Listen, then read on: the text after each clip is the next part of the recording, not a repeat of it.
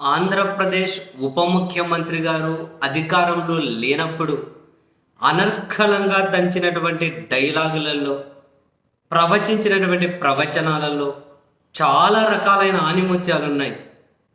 చాలా రకమైన ఆణిముత్యాలు అధికారంలో లేనప్పుడు తాను ప్రవచించిన ఆణిముత్యాలు, ఇప్పుడు అధికారంలోకి వచ్చిన తర్వాత ఆణిముత్యాలను ఎంతవరకు ఈయన ఎగ్జిక్యూట్ చేసుకుంటూ వెళ్తూ ఉన్నారు అనే దానికి కనుక ఎప్పటికప్పుడు కంపారిజన్ వస్తూ ఉంది.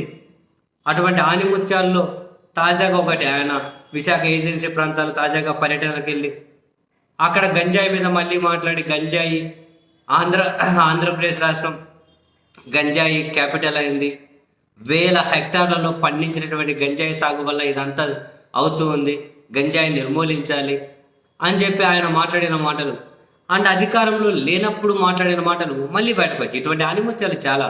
అధికారంలో లేనప్పుడు ఏమన్నారు, ఆంధ్రప్రదేశ్ రాష్ట్రం గంజాయి క్యాపిటల్ అయిపోతుంది, విశాఖ గంజాయి క్యాపిటల్ అయిపోతుంది, పోలీసులకు మీరు 48 గంటలు టైం ఇవ్వండి, 48 గంటల్లో పోలీసులు దాన్ని కంట్రోల్ చేయకపోతే అడగండి నన్ను, మీరు పోలీసులకు టైం ఇవ్వరే, 48 గంటల టైం ఇవ్వండి, పోలీసులు కంట్రోల్ చేస్తారు, నిలువరించకపోతే అడగండి, కానీ మీరు పోలీసులకు టైం ఇవ్వరే అని చెప్పి ఈయన మాట్లాడిన మాటలు. సరే, అధికారంలోకి వచ్చారు, జగన్ గారు అధికారంలో ఉన్నప్పుడు పోలీసులకు టైం ఇవ్వలేదు, 48 గంటలు టైం ఇవ్వలే, గంజాయిని కంట్రోల్ చేయలే. వీళ్ళు అధికారంలోకి వచ్చారు, 48 గంటలు కాదుగా, నెలకు 720 గంటలు, 30 రోజులు నెల తీసుకుంటే సరే 6 నెలలు వేసుకుందాం, కావాలంటే 15 రోజులు బోనస్ ఇద్దాం.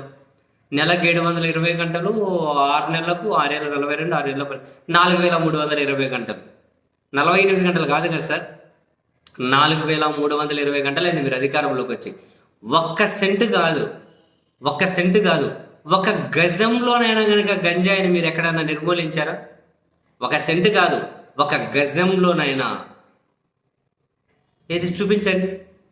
అది ఒక గజంలో మేము నిర్మూలించామని. సెంట్ అంటలేని మాస్టారు, మళ్ళీ వేల ఎకరాలు కదా పక్కన పెట్టండి అబ్బా, సెంట్ కదా పక్కన పెట్టండి, ఒక గజం అంటున్నా. ఒక గజంలో ఎక్కడ నిర్మూలించారా? ఏమైంది మరి? 4320 గంటలు మీరు పోలీసులకు టైం ఇవ్వలేదా? అంటే అలా ఇవ్వలేదు అంటే మళ్ళీ ఉప ముఖ్యమంత్రి గారి భాషలో హోంశాఖ లా అండ్ ఆర్డర్ విఫలమైనట్లేదా? ఇంతకుముందు ఆయనే అన్నారు కదా. మరి ఎందుకు కంట్రోల్ చేయట్లేదు? ఏం కంట్రోల్ చేశారు మీరు? ఇప్పటికి గంజాయి క్యాపిటల్ ఆంధ్రప్రదేశ్ ఉందంటున్నారు. ఇక్కడ వేల హెక్టార్లలో పండిస్తున్నారు అన్న దగ్గరికి వీళ్ళ ఆలోచనలు పరిమితం అయితేనే అది పరిష్కారం లేని సమస్య అని అర్థం. ఎక్కువగా పక్కన ఒరిస్సా నుంచే వస్తుంది, ఎక్కువగా ఒరిస్సా నుంచే, ఇటువైపు భద్రాచలం ఏజెన్సీ నుంచి కానీ ఎక్కువగానే వస్తుంది, ఎక్కువగా అటువైపు నుంచి వచ్చేదే. ఇక్కడ వేల ఎకరాలు పండించడాలు అంత సీనేం లేదు. కానీ కంట్రోల్ చేయండి. మరి ఎవరు వద్దంటున్నారు? కానీ ఎక్కడ కంట్రోల్ చేశారు ఉప ముఖ్యమంత్రిగా? పోనీ ఎప్పటి వరకు దాన్ని నిరోధించే బ్లూ ప్రింట్ ఏమైనా ఉందా వీళ్ళ దగ్గర? మరి ఎందుకు ఇంతకుముందు అన్ని మాట్లాడారు? విశాఖ గంజాయి క్యాపిటల్ అన్నారు, ఎందుకు విశాఖను రాజధానిగా పెట్టాలని చెప్పి ఒక నిర్ణయం తీసుకున్నారు, దానికి చెడ్డ పేరు తీసుకొచ్చే ఈ పని చేశారా? అట్లా మాట్లాడారా? మరి ఏమో, ఎలా అయినా అర్థం చేసుకోవచ్చు మనం.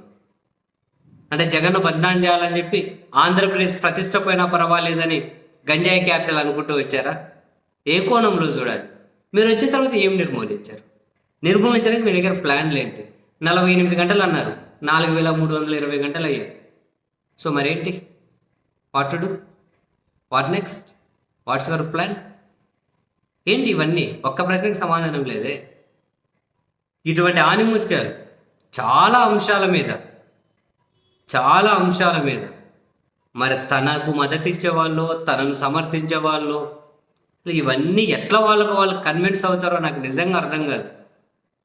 ఇంకా అంతే, కళ్ళు మూసుకొని ఫాలో అయిపోవడమే. ఇంకా అటువంటి వాళ్ళు కన్విన్స్ అవ్వాల్సిన అవసరం లేదు. ఏ పార్టీ అభిమానులైనా అలా కళ్ళు మూసుకొని పోయే వాళ్ళతో సమాజానికి ప్రాబ్లమే. చైతన్యవంతమైన సమాజం కావాలి, అర్థవంతమైన చర్చ జరగాలి. గుడ్డిగా కళ్ళు మూసుకొని పోయే వాళ్ళతో ఎప్పుడు ఏ సమాజానికి మంచిది కదబ్బా. ఏ పార్టీ కావచ్చు, ఏ నాయకుడు కావచ్చు, ఏ హీరో కావచ్చు, అటువంటి ఆ జనం ఎప్పుడు అట్లా ఉండొద్దు.